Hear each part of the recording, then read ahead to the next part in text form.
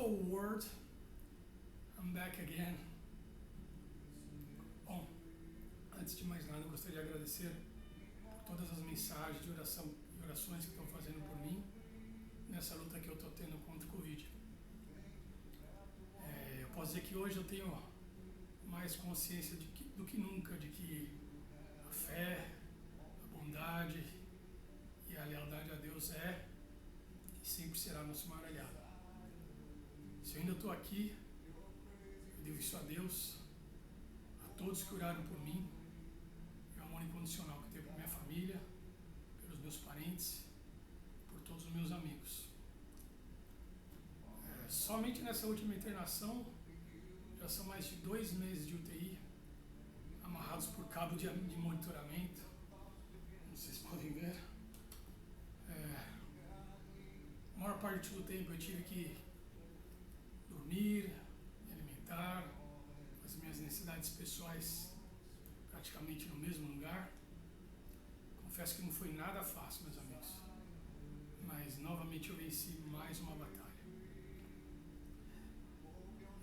Muitas vezes a gente tem a falsa impressão de sermos autossuficientes, que não dependemos e nem precisamos de nada, nem de ninguém para seguir com nossas vidas. Mas a realidade de muitas outras pessoas não é bem assim não.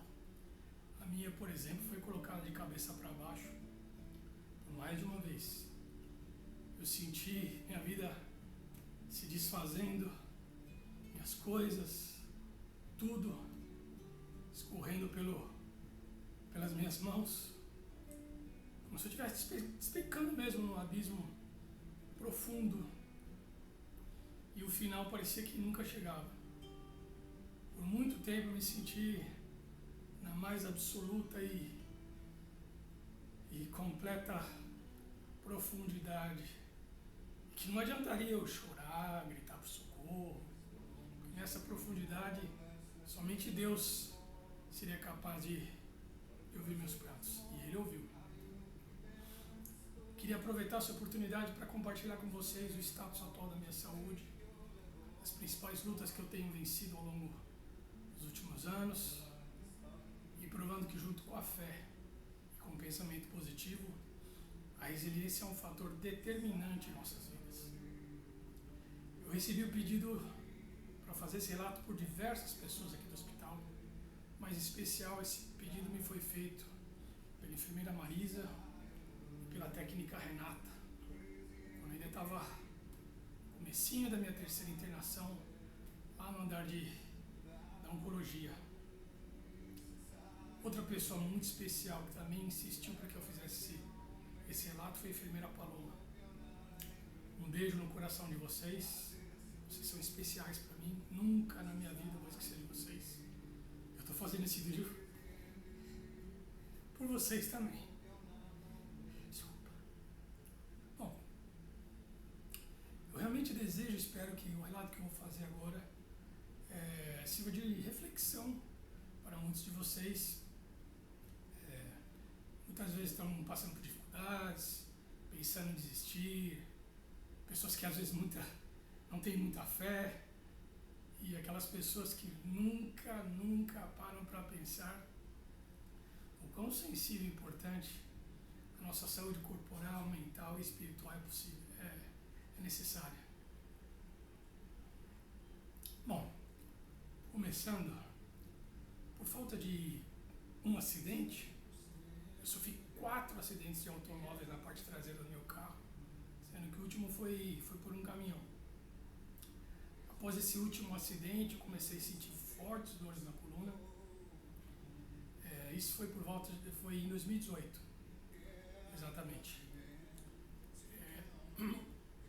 Nesse ano eu me consultei com um especialista em coluna, que me examinou, e acredito por ele ter me visto caminhando normalmente, ele não demonstrou nenhuma preocupação. Apenas pediu para eu me exercitar, fortalecer minha musculatura. Disse que casos cirúrgicos, por exemplo, se aplicavam em últimos casos. Somente quando o paciente estivesse praticamente se arrastando de dor ou sem andar, se aplicaria a uma cirurgia.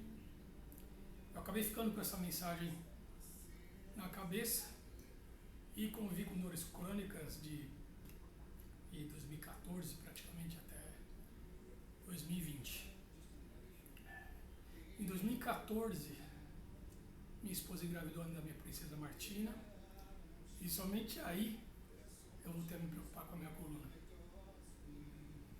Porque meus braços formigavam muito e eu acabei ficando com medo quando minha filha nascesse, eu mal conseguisse ter ela no colo. Então eu busquei a ajuda do médico novamente, só que dessa vez eu fui com um neurocirurgião. Ele me pediu a ressonância magnética e uma radiografia. Quando eu retornei em consulta, ele me colocou os resultados contra aquele quadro branco de luz e confesso que ele me pareceu um pouco surpreso que ele estava vendo. Em seguida ele me fez uma série de questionamentos em relação a como eu havia chegado até o consultório. Eu respondi por mais de uma vez que eu havia chegado sozinho, andando, e eu realmente não estava entendendo a razão dos questionamentos do médico. Aí com a ponta da caneta, ele me mostrou que as vértebras C5 e C6, o disco estava completamente fora da estrutura da coluna, comprimindo a minha medula, a imagem sequer aparecia, a linha da medula aparecia na imagem. Quando ele me disse que não esperava que eu estivesse caminhando normalmente e acabou me relatando a gravidade da lesão, eu imediatamente me lembrei do meu amigo de infância, Miguel, que ficou paraplégico aos 15 anos mergulhando num rio. Eu acabei sendo internado com uma emergência.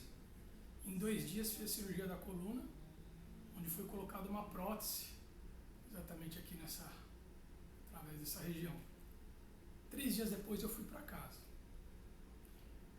No dia seguinte, eu me levantei para ir à cozinha, comer algo, e por ironia do destino, a pessoa que estava fazendo a limpeza da minha casa,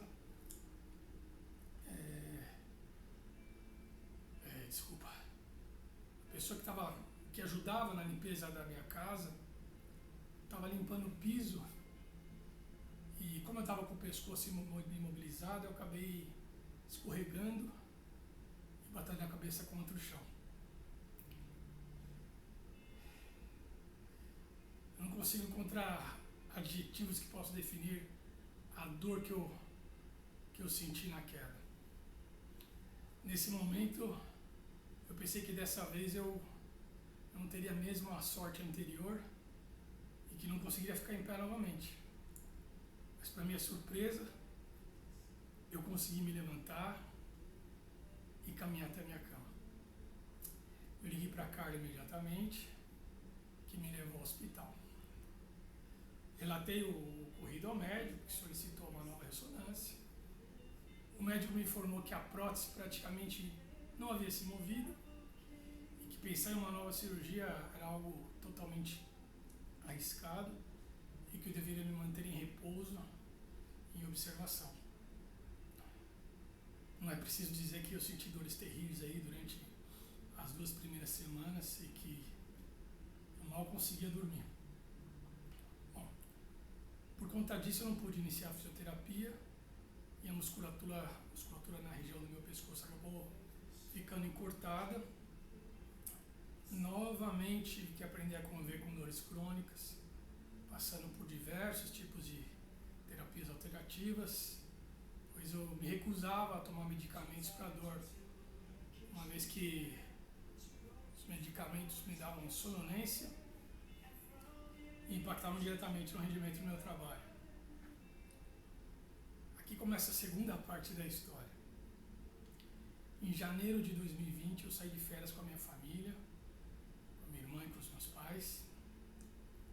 Já era noite quando a gente chegou em Garuava. meu sobrinho Gabriel disse que queria jogar bola e havia uma quadra bem ao lado da casa onde a gente alugou. Aí eu pensei comigo, nunca mais fiz nada. Vou dar um chute na bola com meu sobrinho e adivinha. Fui dar um chute forte na bola e escorreguei. Bati a cabeça contra o chão novamente e escutei um estalo bem forte. Eu me lembro de fechar os olhos, pensar que ao menos até ali eu havia aproveitado muito com a minha filha, que daí em diante eu teria novos desafios para enfrentar. Mas quando eu abri os olhos, estava meu anjo Gabriel parado diante de mim, e claro, com cara de preocupado. Mais adiante eu vou explicar porque eu chamo ele de anjo Gabriel. Novamente, para minha surpresa e confesso com bastante dor, eu consegui me sentar. Nesse momento, meus olhos encheram de lágrimas. Eu realmente não podia acreditar que nada havia acontecido comigo. Eu me levantei e fui caminhando de volta até a casa. No dia seguinte apareceu um nódulo bem aqui, na região da cirurgia da coluna. E para mim esse nódulo tinha relação com a cicatrização da cirurgia. Voltando das férias eu fui ao médico e após ele me examinar, ele me disse que o nódulo não tinha nenhuma relação com a cirurgia e que eu deveria me consultar com um hematologista. Me lembro que assim que eu saí da consulta eu liguei para a Carla, relatando o que o ortopedista havia me informado. Como sempre, a Carla imediatamente agendou uma consulta com um hematologista. Após diversos exames e em pleno início da pandemia, que para mim e para todos já era um pesadelo, eu fui diagnosticado com câncer, e que já estava inclusive na minha medula óssea. Por essa razão eu chamo meu sobrinho de anjo Gabriel. Pois se eu não tivesse tomado aquele tomo jogando bola com ele, eu só descobriria minha doença em fase terminal.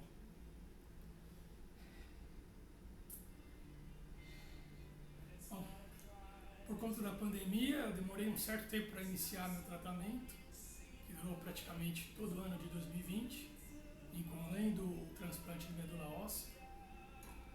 Durante todo esse processo eu tive muitas complicações e situações que surpreenderam até os médicos, mas os detalhes dessas situações eu vou compartilhar em outro momento, de outra forma. Ok?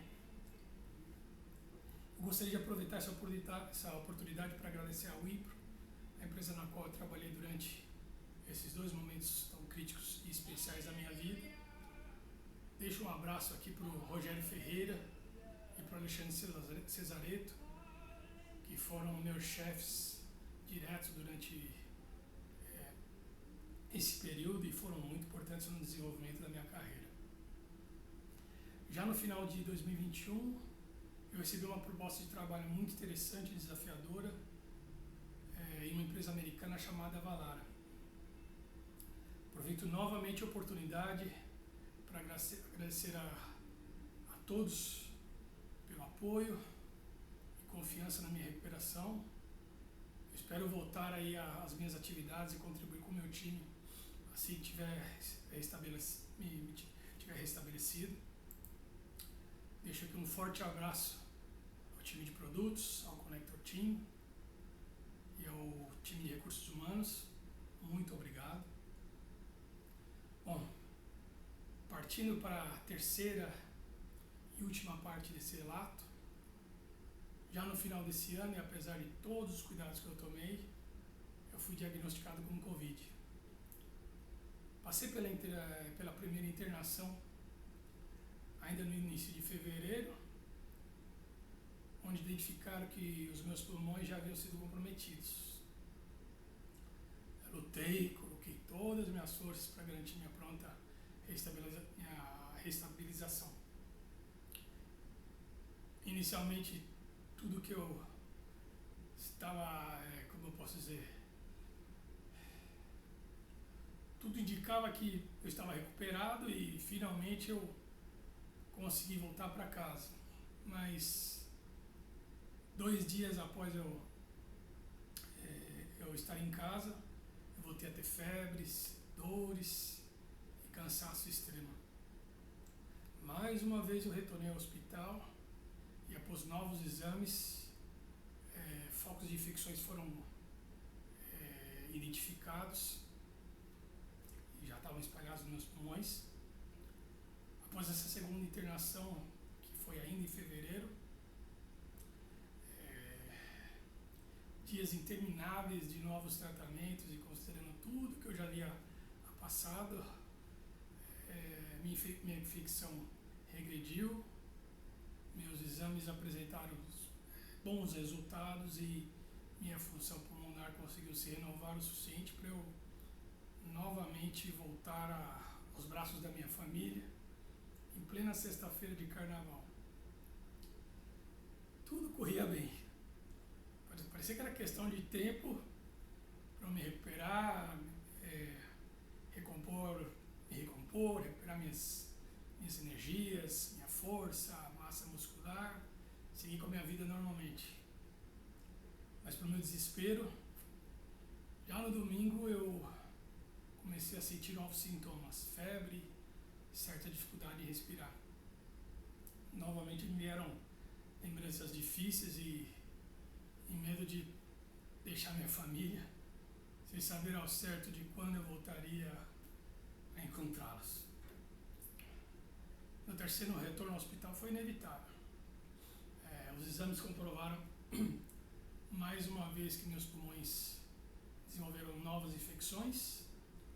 Essas reinfecções são devidas ao meu quadro de imunossupressão, onde meu organismo não vencia combater nenhum tipo de avanço, por menor que fosse, após a interrupção dos medicamentos. Os antivirais disponíveis do Brasil foram ministrados, mas não conseguiram eliminar o vírus. Para complicar, além de não diminuir as infecções pulmonares, novas infecções oportunistas surgiram, complicando ainda mais meu quadro clínico.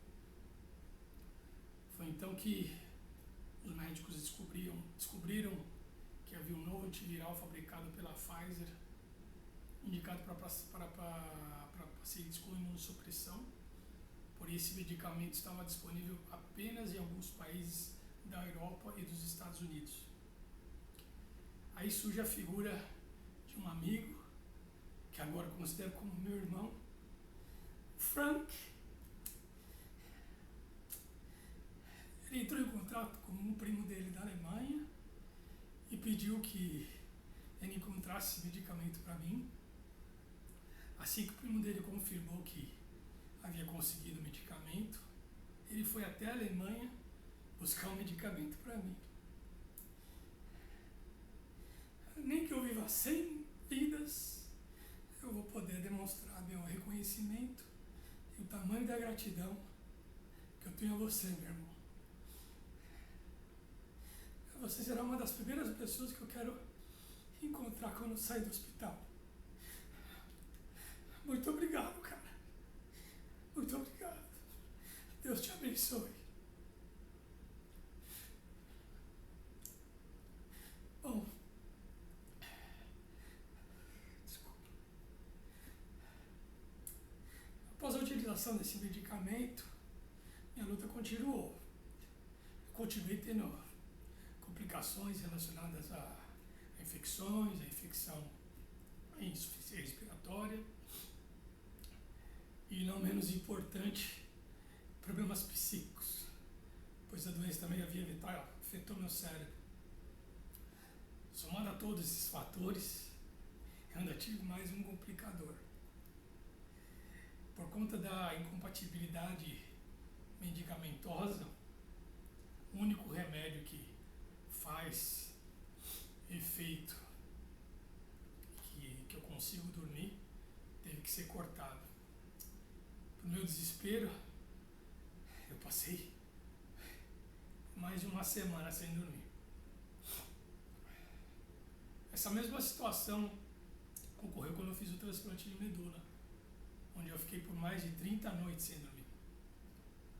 Tanto a equipe médica como os enfermeiros ficaram e ficam surpresos com a capacidade de recuperação, mesmo sem dormir. Eu me lembro de um médico da UTI dizendo que eu sou uma máquina que não desliga. Mesmo com sedativo ligado 24 horas por dia, eu não desligava. Eu também fui formado por mais de uma pessoa que pacientes que possuíam meu quadro clínico de imunossupressão e que tiveram as mesmas complicações que eu tive, faleceram, e que eu sou praticamente uma regra, a exceção. Aqui entra a minha abordagem inicial, que eu mencionei lá no começo. Em todo esse tempo de internação, eu sempre mantive meu pensamento positivo, pedi a Deus incessantemente para seguir vivo, para me dar forças para seguir com a minha batalha. Até então, por decisão pessoal, havia ficado sozinho.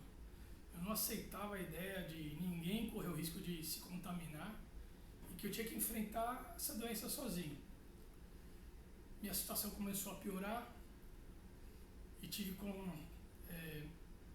tive a consciência que em algum momento eu começaria a perder o controle, a noção da realidade e do tempo. Foi então que eu pedi ajuda para minha esposa, pedi para minha esposa trazer minhas coisas pessoais, como livros, computador e principalmente fotos dos meus filhos. Eu tinha que de alguma forma me segurar em algo, e nada é mais importante para mim do que os meus filhos. Essa foi a chave para a minha vitória. Quando você se entrega e deixa de fazer suas coisas pessoais, como tomar banho, comer, fazer suas necessidades pessoais, seu cérebro vai se desconectando da realidade e aos poucos você vai se desligando da vida. Mesmo com sedativo e já com confusão mental, eu de alguma forma me mantive conectado à realidade e em nenhum momento eu me desprendi da minha vontade de seguir vivo e voltar para casa junto da minha família.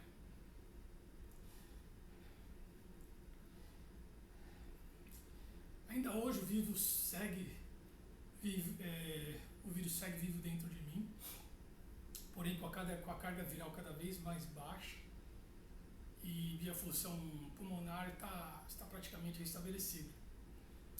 Minha alta está prevista para os próximos dias e só cabe agora agradecer imensamente a Deus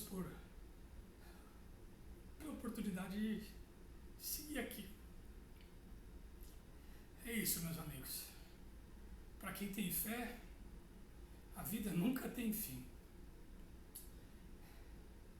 Aproveito para deixar meus eternos agradecimentos ao pneumologista Dr. Ricardo Teixeira e toda a sua equipe, a equipe de hematologista do Dr. Guerra, em especial a doutora Tarsila, ao infectologista Dr. Luiz Aranha e toda a sua equipe, a visita inusitada às 11 da noite do Dr. Zeballos e também a visita extremamente gentil do Dr. Nelson. Dr. Zeballos, adorei seu livro e farei questão de te fazer uma visita assim que possível, meu amigo. Vamos conversar bastante ainda. Meu eterno agradecimento a todos os técnicos e enfermeiros que cuidaram de mim durante todo esse tempo. Vocês são verdadeiros anjos na terra, cuidando das pessoas.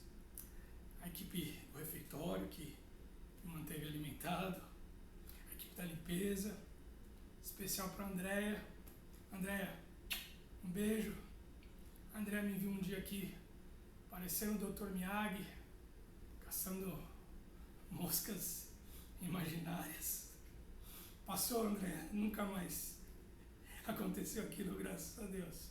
Um beijo no seu coração. Queria agradecer a minha esposa, óbvio, a guerreira, que suportou todas essas dificuldades aí ao meu lado. Agradecer a minha irmã, também guerreira, que me acompanhou e me ajudou a cuidar dos meus filhos. Aos meus pais, que tanto amo e sempre me ajudam também. A mis suegros, que vinieron de Argentina para ayudar a cuidar de mis hijos. Los quiero mucho, los amo. Gracias. E eu termino aqui com uma frase do pensador Jean Sartre, onde ele diz: não importa o que a vida fez com você, mas o que faz o que a vida fez de você. Repito, não importa o que a vida fez com você,